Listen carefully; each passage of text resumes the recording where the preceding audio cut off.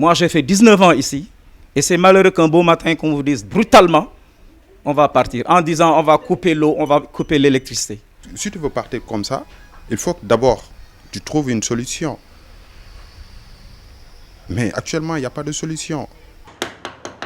D'ailleurs, la preuve, vous voyez que c'est cassé.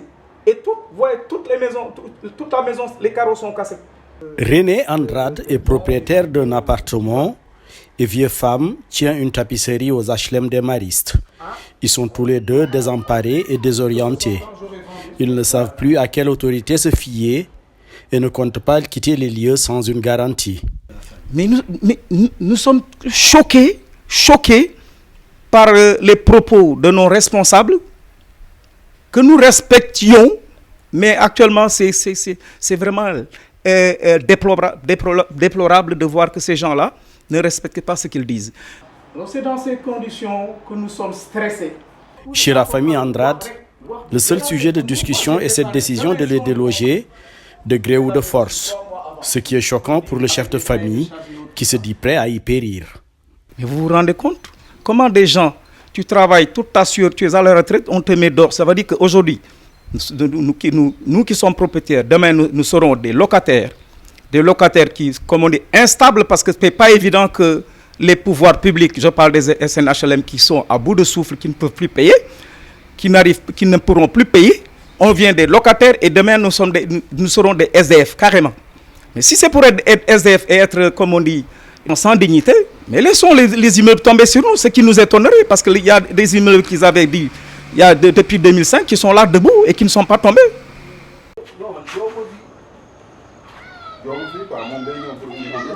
Vieux femme ne prend plus de commandes parce que ne sachant pas de quoi sera fait demain. Là que je te parle, tout le monde est stressé ici. Parce que là que vous voyez, on n'arrive pas à travailler. Parce que comment tu peux travailler du jour au lendemain, les gens viennent. Donc c'est aujourd'hui que vous sortez, c'est demain que vous sortez. Mais comment tu peux travailler avec ça? Tu ne peux pas travailler avec ça. Parce que tu es toujours stressé. Je ne prends plus de commandes. Parce que supposons, si je prends des commandes, je commence à travailler. Les gens vont venir et nous disent, donc voilà, vous pouvez fermer leur magasin et tout ça. Qu'est-ce qu'on va faire avec les bagages et tout ça? Ça risque de nous créer des problèmes.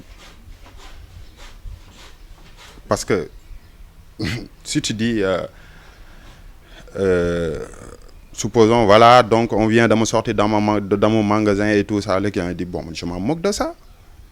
Tu savais ça? Donc pourquoi tu prends mes bagages? Donc ça risque de nous créer des problèmes. Ouais, mais c'était complètement cassé. Chez ma voisine là-bas, vous verrez que tout est cassé. Les occupants des HLM Maristes disent être prêts à partir, mais à condition d'avoir des gages sûrs. Qu'on règle nous ce que nous voulons. Nous savons, c'est un mauvais produit qu'ils nous ont vendu. Ils l'ont même reconnu suite à plein de réunions qu'on a eues avec la direction des SNHLM.